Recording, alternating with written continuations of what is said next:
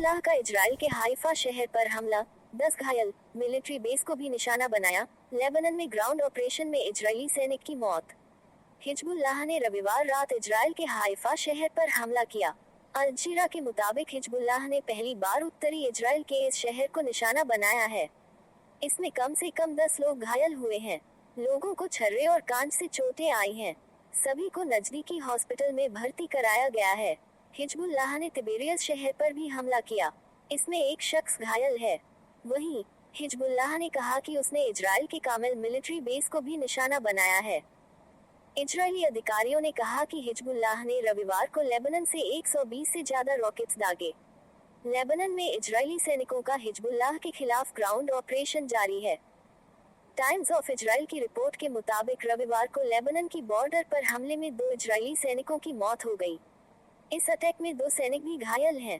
मरने वाले सैनिकों का नाम मास्टर सार्जेंट अते अजुले 25 और अवीव मेगन 43 है। इजराइल पर हमास के हमले के 1 साल पूरे हो गए हैं। इस दौरान मारे गए लोगों की याद में बॉर्डर से सटे किबुत्ज रीम में लोग जुटे और उन्हें याद किया। यहाँ पर पिछले साल नोवा म्यूजिक फेस्टिवल का आयोजन हुआ था। लेबनान की राजधानी बेरूत के दक्षिणी इलाके में इजरायली हमले के बाद धुएं का गुबार दिखाई दिया।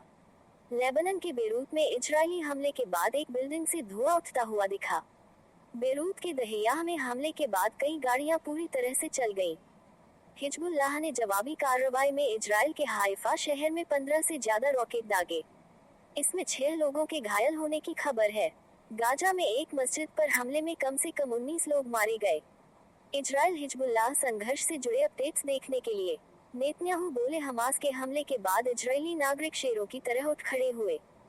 पीएम नेतन्याहू ने 7 अक्टूबर की बरसी पर यरूशलेम में एक स्मारक का दौरा किया। उन्होंने कहा कि हमने 1 साल पहले भयानक नरसंहार का सामना किया था। इसके बाद इजरायली शेरों की तरह उठ खड़े हुए। नेतन्याहू ने कहा कि हमास के हमले ने हमें सिखाया कि हमारी ताकत हमारी एकता में है। साथ मिलकर ही हम जीत सकते हैं। न्यूज एजेंसी एएफपी के मुताबिक इजरायल सेना ने रविवार शाम को साउथ बेरूत को खाली करने का मैसेज भेजा था। इसके बाद इजरायली सेना ने यहां 4 हवाई हमले किए। हमास के लड़ाकों ने 7 अक्टूबर को इजराइल पर हमला कर 1200 से ज्यादा लोगों को मार दिया था। वे 251 लोगों को बंधक बनाकर गाजा लेकर चले गए थे। दिसंबर में हुए बंधकों की अदला बदली में 105 इजरायली बंधक रिहा कराए गए थे। कई रिपोर्ट्स के मुताबिक अभी हमास के पास 97 बंधक जिंदा बचे हैं।